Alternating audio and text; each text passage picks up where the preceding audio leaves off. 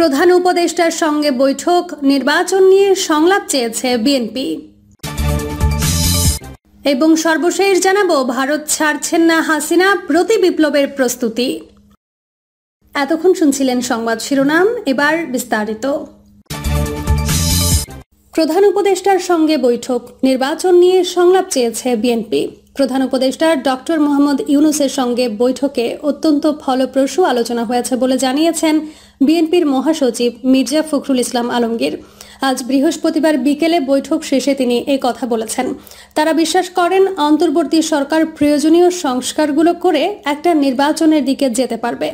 তবে তারা আগামী জাতীয় নির্বাচন অনুষ্ঠানের জন্য কোনো তারিখের কথা বলেননি। এদিকে প্রধান উপদেষ্টার কার্যালয় থেকে পাঠানো এক সংবাদ বিজ্ঞপ্তিতে জানানো হয়েছে, বর্তমান সরকারের পক্ষ থেকে যেন যত তাড়াতাড়ি সম্ভব সংস্কার ও নির্বাচন প্রসঙ্গে রাজনৈতিক দলগুলোর সঙ্গে ব্যাপক ভিত্তিক সংলাপ শুরুর ঘোষণা দেওয়া হয়, সে ব্যাপারে অনুরোধ করেন বিএনপি নেতারা। বিএনপির মিডিয়া সেলের সদস্য সাইরুল কবির খান সাংবাদিকদের জানান, প্রধান উপদেষ্টার আমন্ত্রণে মহাসচিবের নেতৃত্বে বিএনপির একটি প্রতিনিধি দল যমুনায় গেছে। বৈঠক শেষে মির্জা ফখরুল ইসলাম প্রধান উপদেষ্টার কার্যালয়ের সামনে উপস্থিত সাংবাদিকদের সঙ্গে কথা বলেন। তিনি বলেন, প্রায় সোয়া ঘন্টা আলোচনা হয়েছে, অত্যন্ত ফলপ্রসূ আলোচনা হয়েছে। আমরা অত্যন্ত আশাবাদী হয়েছি যে ডক্টর মোহাম্মদ ইউনূসের নেতৃত্বে অন্তর্বর্তী সরকার আন্তরিকতা, দেশপ্রেম ও যোগ্যতা দিয়ে খুব দ্রুত একটা স্থিতিশীল অবস্থা নিয়ে আসতে পারবে। একই সঙ্গে তারা একটা নির্বাচনের দিকে যেতে পারবে, প্রয়োজনীয় সংস্কারগুলো করবে বলে আমরা বিশ্বাস করি।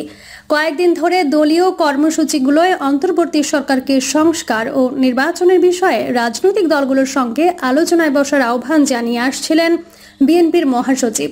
প্রধান উপদেষ্টার সঙ্গে বৈঠকে রাজনৈতিক দলগুলোর কবে থেকে বৈঠক শুরু হবে তা জানতে চান সংবাদকর্মীরা। তবে মির্জা ফখরুল বলেন, ওনারাই বলবে তারা কতদিনের মধ্যে এটা পারবে। রাজনৈতিক দলগুলোর সঙ্গে আলোচনা হবে পর্যায়ক্রমে। বিএনপি নির্বাচন অনুষ্ঠানের কোনো তারিখ উল্লেখ করেছে কিনা এমন প্রশ্নের জবাবে মির্জা ফখরুল বলেন, আমরা কোনো তারিখ বলিনি, প্রয়োজনে ওনারাই তারিখ বলবে। ডক্টর মোহাম্মদ ইউনূস প্রধান উপদেষ্টা হিসেবে শপথ নেওয়ার পর 12 আগস্ট তার সঙ্গে প্রথম বৈঠক করেছিলেন বিএনপি মহাসচিবের নেতৃত্বে স্থায়ী কমিটির 7 নেতা। প্রধান উপদেষ্টার সঙ্গে বৈঠকে বিএনপির প্রতিনিধিরা মূলত বর্তমান সরকারের বিভিন্ন ক্ষেত্রে সংস্কারের ভাবনা ও নির্বাচন নিয়ে তাদের চিন্তাভাবনা সম্পর্কে মত বিনিময় করেন। তারা বলেছেন যে এই সরকারের গৃহীত পদক্ষেপগুলোর ব্যাপারে তাদের পূর্ণ সমর্থন আছে, ভবিষ্যতেও এই সমর্থন থাকবে। বর্তমান সরকারের পক্ষ থেকে যেন যত তাড়াতাড়ি সম্ভব সংস্কার ও নির্বাচন প্রসঙ্গে রাজনৈতিক দলগুলোর সঙ্গে ব্যাপক ভিত্তিক সংলাপ শুরুর ঘোষণা দেওয়া হয়, সেই ব্যাপারে তারা অনুরোধ করেন। সংবাদ বিজ্ঞপ্তিতে এও বলা হয়, তারা দেশের অর্থনৈতিক পরিস্থিতি সম্পর্কেও জানতে চান এবং অর্থনৈতিক পরিস্থিতি নিয়ে যে শঙ্কা ও সম্ভাবনা আছে সেই ব্যাপারেও তারা একমত পোষণ করেন। সবশেষে তারা এই প্রত্যয় ব্যক্ত করেন যে বর্তমান সরকার সংস্কার, নির্বাচন সম্পর্কিত ও অর্থনৈতিক শৃঙ্খলা রক্ষার জন্য যে পদক্ষেপগুলো নেবে সেটা নিয়ে সবাই একসঙ্গে কাজ করবেন এবং তারা সেটার একটি সমন্বিত অংশীদার হবেন। ভারত ছাড়ছেন না হাসিনা, প্রতি বিপ্লবের প্রস্তুতি। বাংলাদেশের সদ্য ক্ষমতাচ্যুত নেত্রী শেখ হাসিনা তার বিশেষ মিত্র ভারতে আশ্রয় নিয়েছেন। গণমাধ্যমের নানা প্রতিবেদন থেকে জানা গেছে যে তিনি যুক্তরাজ্য, কানাডা এবং মার্কিন যুক্তরাষ্ট্রে আশ্রয় পাওয়ার চেষ্টা করেছিলেন, কিন্তু সেখানে আশ্রয় গ্রহণে তিনি ব্যর্থ হয়েছেন। এর অর্থ সম্ভবত তিনি অদূর ভবিষ্যতে ভারতেই থাকবেন। প্রতিবেদনে বলা হয়েছে, শেখ হাসিনার ছেলে সজীব ওয়াজেদ জয় বলেছেন তার মায়ের ভারত ছেড়ে যাওয়ার কোনো ইচ্ছা নেই। এতে ধারণা করা হচ্ছে যে তিনি একটি প্রতি বিপ্লবের কৌশল নির্ধারণ করেছেন। সূত্রটি আরও জানিয়েছে, এখন পর্যন্ত শেখ হাসিনা ভারতের ক্ষমতাসীন ভারতীয় জনতা পার্টি এবং তার হিন্দুত্ববাদী সমর্থকের প্রতি আশাবাদী হয়ে আছে। ক্ষমতা পুনরুদ্ধার করতে পারলে তিনি বাংলাদেশে ভারতের জন্য সম্ভাব্য বৃহত্তর রাজনৈতিক সুবিধা প্রদান করবেন। সূত্র মতে, হাসিনার এই আশাবাদের বাস্তবতা উপলব্ধির জন্য তার শাসনামলের চিত্র জানা দরকার।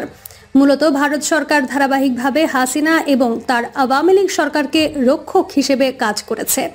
অবস্থা এই দাঁড়িয়েছিল যে ভারত বাংলাদেশের কূটনীতিকে রাশিয়া ও বেলারুশের মতো একটি পৃষ্ঠপোষক ক্লায়েন্ট সম্পর্কের পরিণত করেছে।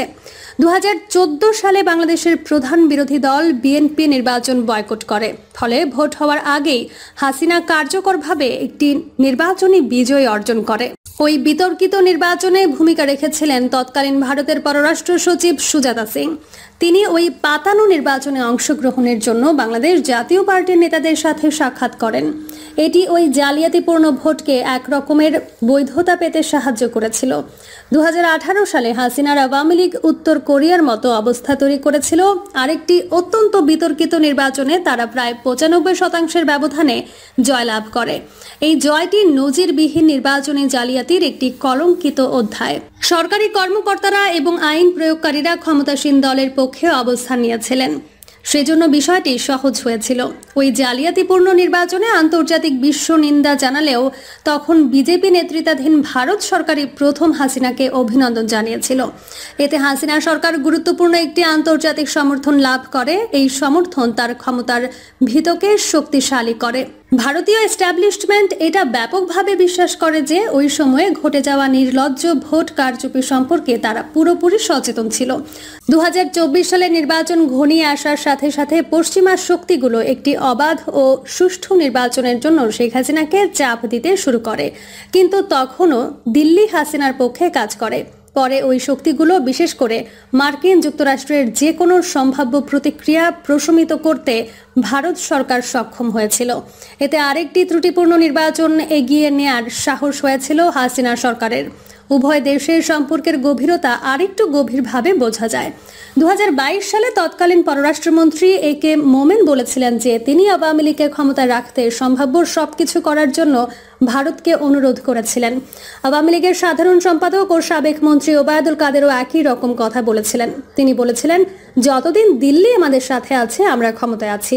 তিনি আশ্বাস দিয়েছিলেন যে ভারত আওয়ামী লীগের আধিপত্যের যে কোনো সাংবিধানিক হুমকিও প্রতিরোধ করবে। আওয়ামী লীগের সংসদীয় প্রার্থীরা এমনকি দিল্লির প্রার্থী হিসাবেও প্রচারণা চালিয়েছিল। এতে প্রকাশ্যে ভারতীয় সমর্থনের ওপর তাদের নির্ভরতা প্রতীয়মান হয়। বর্তমানে হাসিনার ছেলে সজীব ওয়াজেদ জয় 90 দিনের মধ্যে নির্বাচনের জন্য অন্তর্বর্তী সরকারকে চাপ দিতে ভারতের প্রতি আহ্বান জানাচ্ছেন বলেও জানা গেছে। হাসিনার আকস্মিক ক্ষমতাচ্যুতি ভারতীয় রাজনৈতিক মহলে বড় ধরনের ধাক্কা দেয়। যাই হোক, এহেন পরিস্থিতির কারণে হাসিনার ক্ষমতাচ্যুতির পর বেশ কয়েকদিন ধরে বাংলাদেশ কার্যক্ষম সরকার ছাড়াই ছিল। এই ক্ষমতার শূন্যতায় ব্যাপক নৈরাজ্য দেখা দেয়। গত 15 বছরে আওয়ামী লীগ তাদের দলীয় কার্যালয় ও থানাগুলোকে দমন-পীড়ন, চাঁদাবাজি ও দুর্নীতির কেন্দ্রে পরিণত করেছে। বিশৃঙ্খলার শুরু হওয়ার সাথে সাথে স্থানীয়রা বছরের পর বছর ধরে অত্যাচারে বিরক্ত হয়ে শায়েস্তা করার দায়িত্ব নিজেদের হাতে তুলে নেয়। এতে সহিংসতায় শতাধিক থানা ও দলীয় কার্যালয়ে জ্বালিয়ে দেওয়া হয়। আওয়ামী লীগ নেতাদের উপরও হামলা করা হয়। বাংলাদেশের মুসলিম সংখ্যাগরিষ্ঠ জনসংখ্যার প্রায় 10% হিন্দু। আওয়ামী লীগের মধ্যে প্রতিনিধিত্ব করা একটি সংখ্যালঘু জনসংখ্যা। তদানুসারে দলের নেতৃত্বের একটি উল্লেখযোগ্য অংশ হল হিন্দু।